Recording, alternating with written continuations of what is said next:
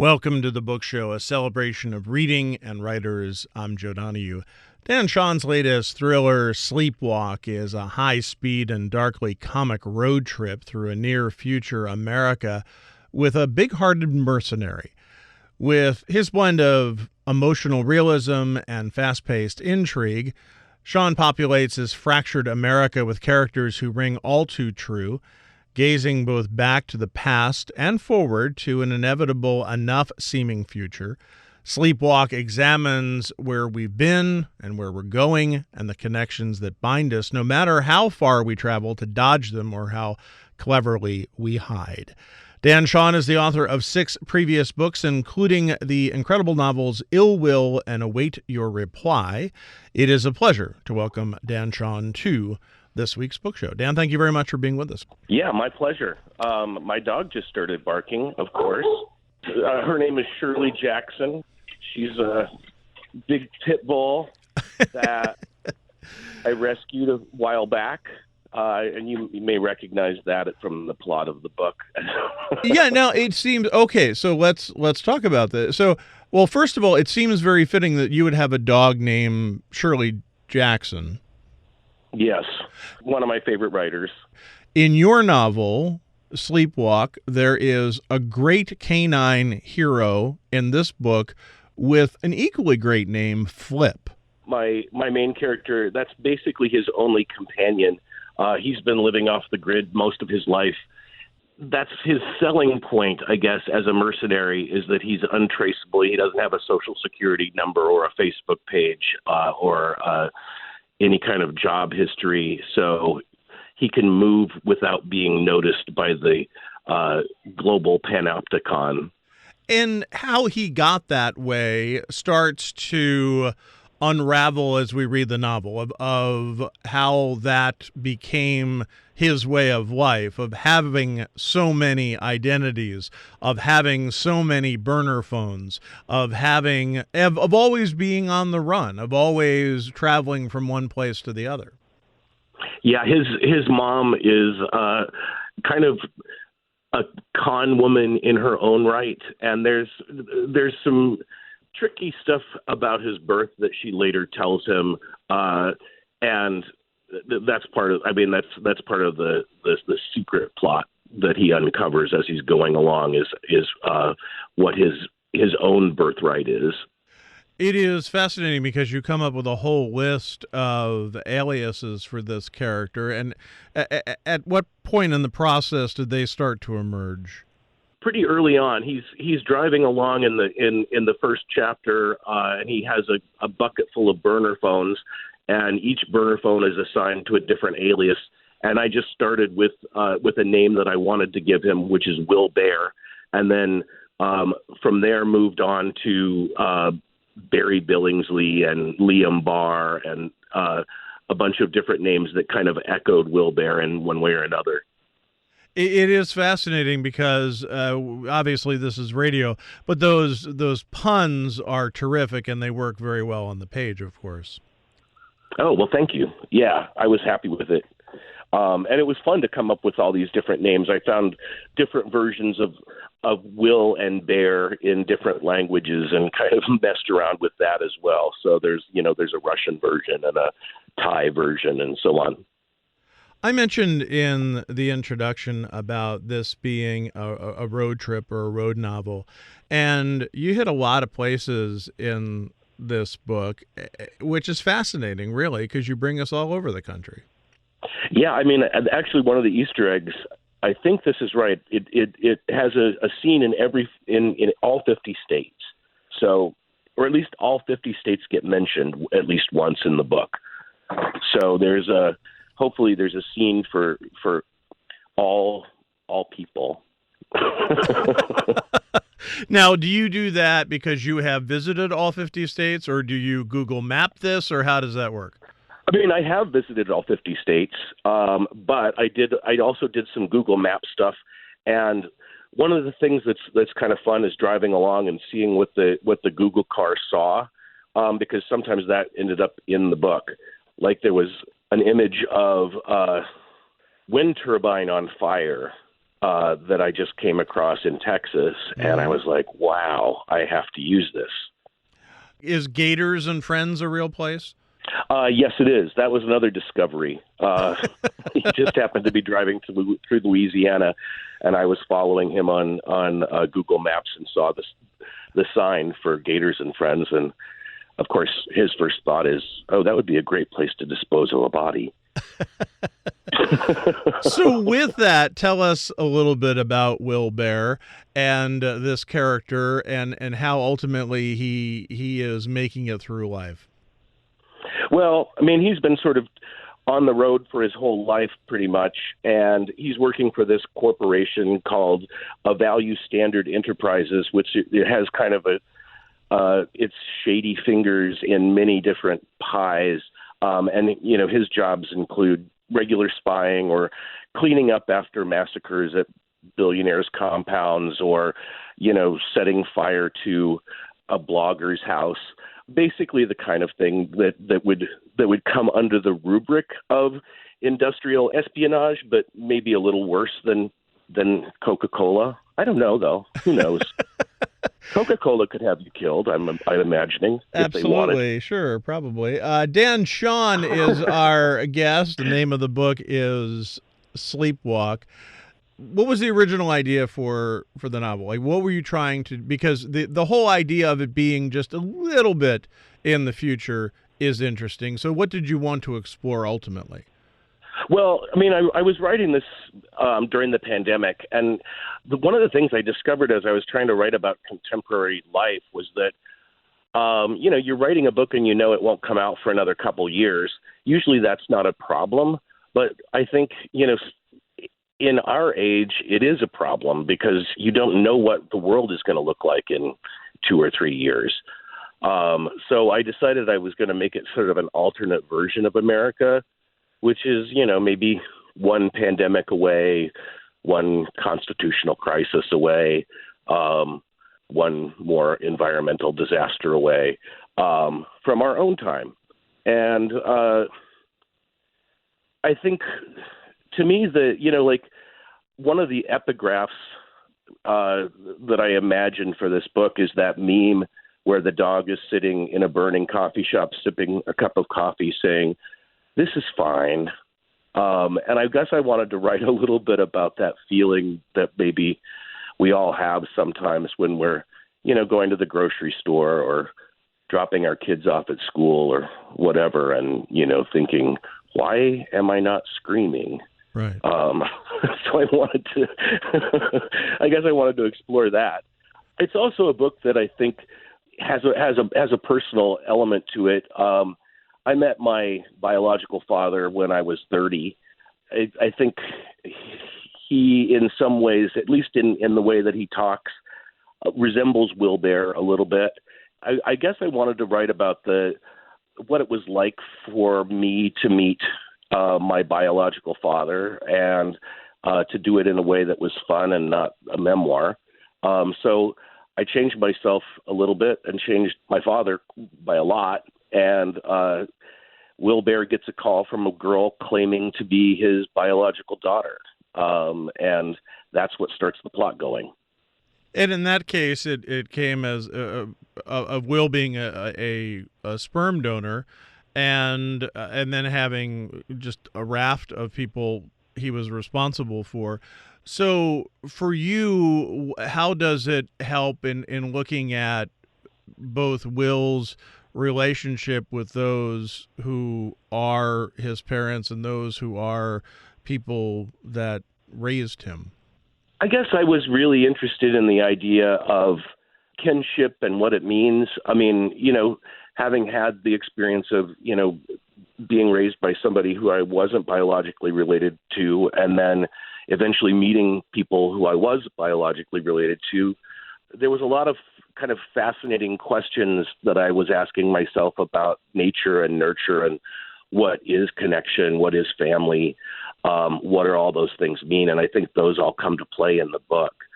In different ways, I was exploring these kind of unanswerable questions, but also I wanted this guy who had been disconnected for so long to finally get a chance to have his life opened up and to sort of discover what it would be like if he did have people he cared about.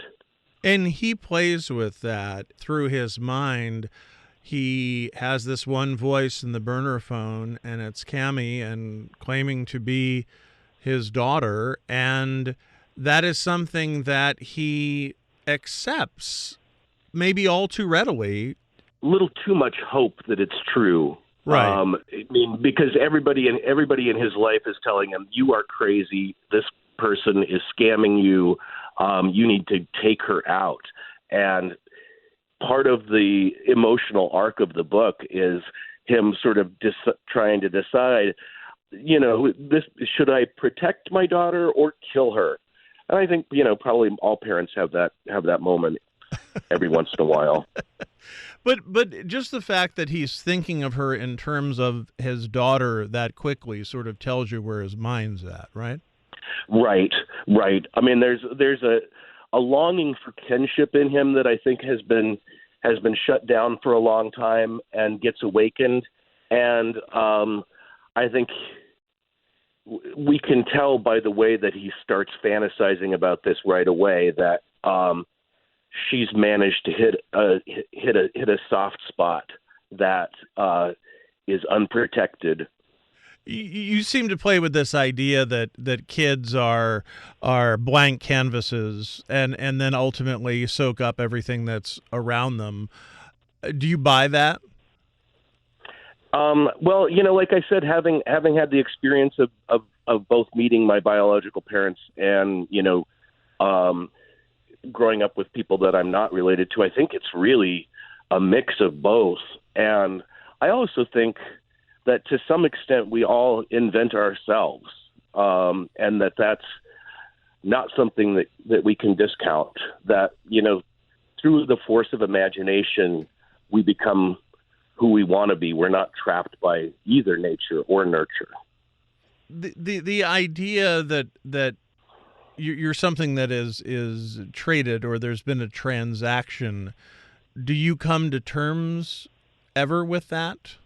I don't want to get real like strident or political, but I think there are living kids out there who need a home, and if people adopt those kids, I think it's fantastic.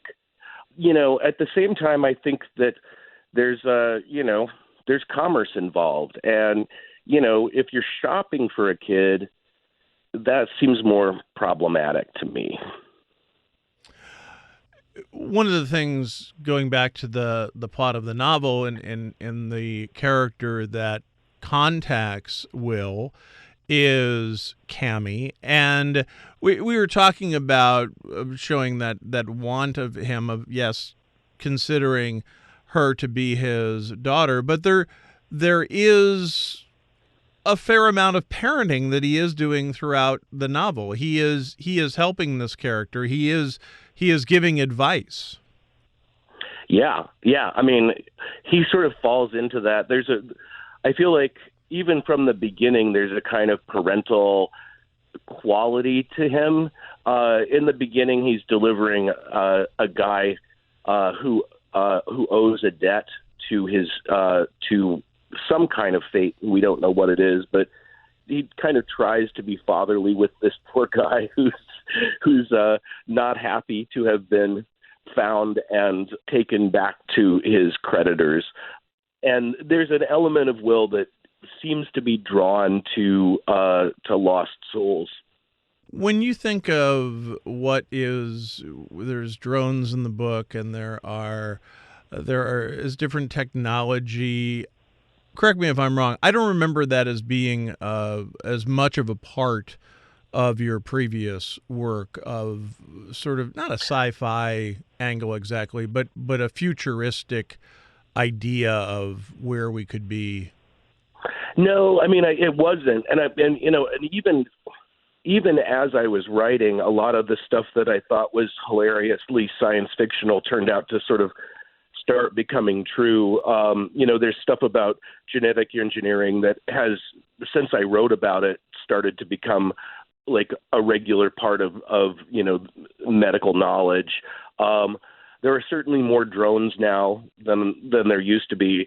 And I remember writing about him walking in a city and all these people were wearing masks. And I thought that was hilarious when I wrote it. And then, wah, wah, turned out to be not hilarious. I mean, it's all plausible, though. That's the thing, is it's all, even though you bring us to that place, it all seems plausible. Like we're a couple of months away from whatever you're writing about. Yeah, it's not like there's time travel or, super laser guns or any of that stuff. I mean, the closest, I guess, are there are some giant robots that are monitoring people as they drive along the interstate, and that seems a little more far-fetched than most of the other technology. And there's a chimpanzee human hybrid that shows up, which is also a little far-fetched, but fun. Yeah. Definitely one of the more fun characters that appear in the book. I want to get back to Flip for a second. Flip turns out to be quite the hero of the book, a companion to Will, and a necessary companion because otherwise he really has nothing else. It was really fun writing about a dog. And given my previous books, which tend to have a lot of violence in them, both my kids told me from the beginning that if I did anything to hurt the dog, I would be disowned.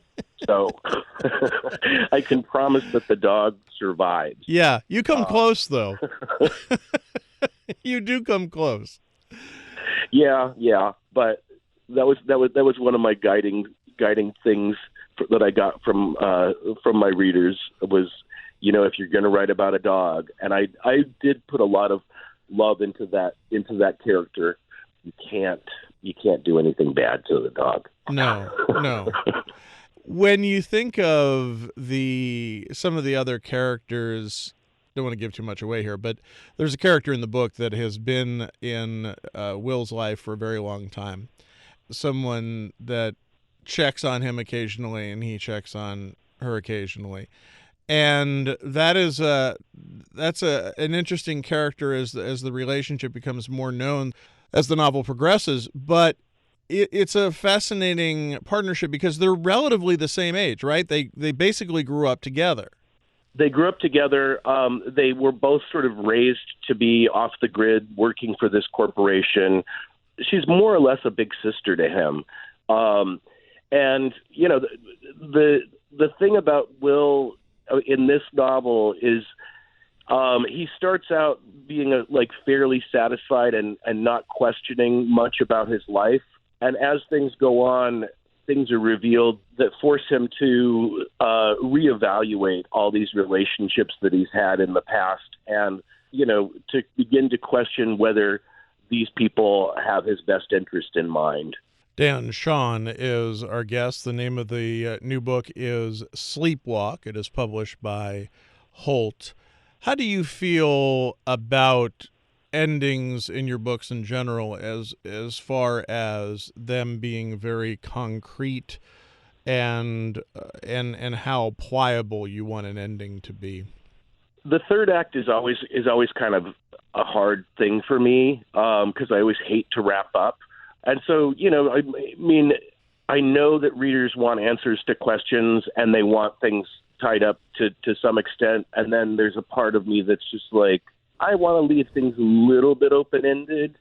This novel ends on an open-ended note, but I also really wanted it to end on a more or less upbeat or happy note. And I think it does. Do you? Is it a happy ending? I thought it was hopeful. Yes. Okay, good. Because, the last couple books have kind of not been. That's true. But I felt it to be satisfying. Because sometimes when you leave that open-ended, you get annoyed of like, okay, I just read 300 pages. Now, I'm sorry, what happened? I didn't get that feeling at all. It's a satisfying ending.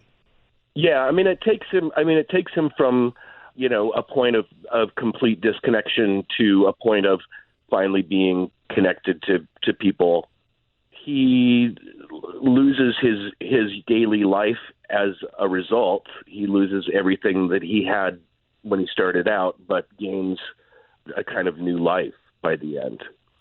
We'll see how it works out for him in the sequel. Just kidding. It seems as though throughout our conversation, and you get this idea in the book, that you're playing with certain ideas, even just the thing about the states, that you set these interesting rules for yourself, and that it's okay. Maybe this isn't a good analogy, but I was always interested in the cookbooks that were in the bookstores that said dinner with 5 ingredients or less. I was like, well, right. Why is that a thing? Why would you only need 5 ingredients? Like, you could have 8. That doesn't matter. But if you set the rule for yourself, okay, I'm going to do all 50 states. Okay, I'm going to write in this tense. I'm going to do this. Then it becomes fun, right? Which I believe then makes its way into the whole spirit of the novel. Oh yeah. I mean, one of the things I'd never done before that I wanted to do was write a novel in first person, and it ended up being in present tense, which is, it doesn't look hard when you're reading it, but it's really hard when you're writing it. A lot of my previous novels take place over, decades, and I wanted this to kind of have a fairly short time frame. So this takes place over the course of less than a month. And all those challenges were, things that I wanted to do differently from the previous books, but also just things that were like fun challenges for me as a writer.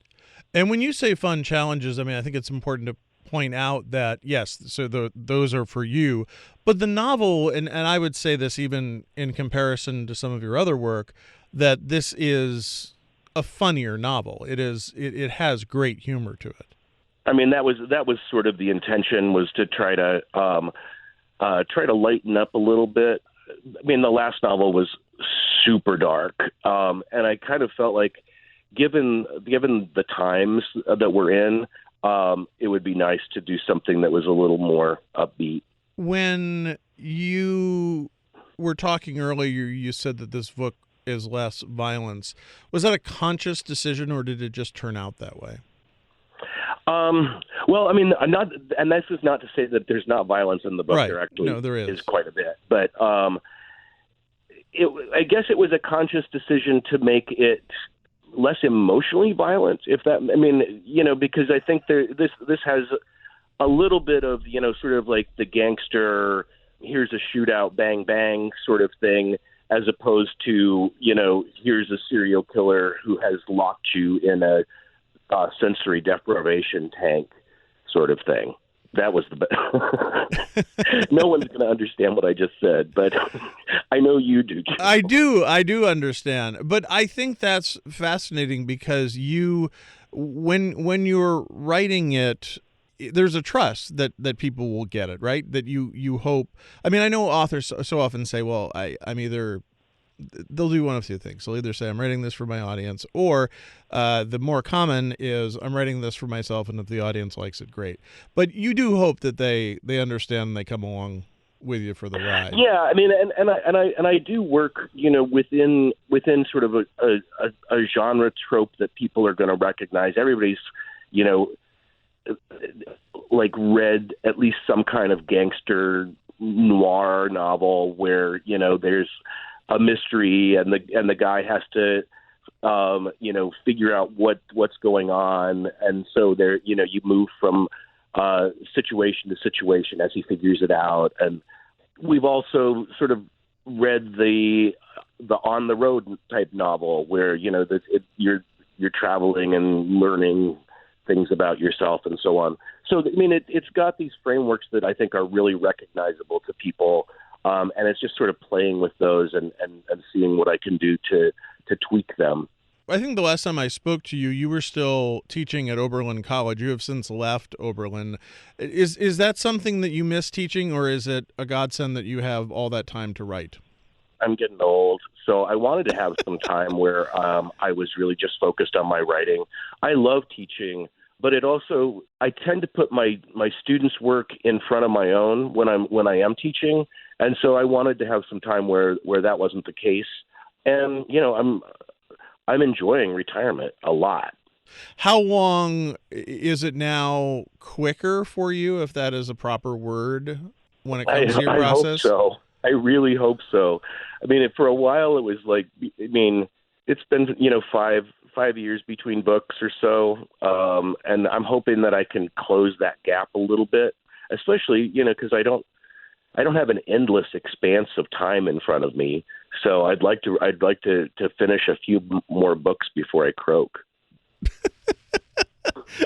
I get probably all want to do something, right? A few more of whatever before we croak. Right. And why not get paid for it, for goodness sakes? Exactly. When it comes to then thinking, are you always thinking ahead, or do you wait till this is completely out of you and then start thinking about the next thing? Oh no, I've always got at least a couple books in my head beforehand, and I tried to start writing the new book before this one came out, because the period after a book is released, it's really hard to get anything done except worry about the book and what's happening to it in the world, and go to bookstores and check Goodreads online, and et cetera. Yeah. So I had a new book started, and I'm gonna after this is all over, I'm gonna be able to get back to it, and it's sort of maybe 50 pages in already. Dan Chaon's latest is Sleepwalk. It is published by Holt. Dan, what a great pleasure. Thank you very much for being with us. It was a great fun talking to you, and a lot of fun reading the book. This is always fantastic for me. Thank you very much. Again, Dan Chaon's new novel is Sleepwalk. It is published by Holt. We enjoy hearing from our listeners about our shows. You can email us at book@wamc.org. You can listen again to this or find past book shows via podcast or at wamc.org. Sarah LeDuc produces our program. Bookmark us for next week, and thanks for listening for The Book Show. I'm Joe Donahue.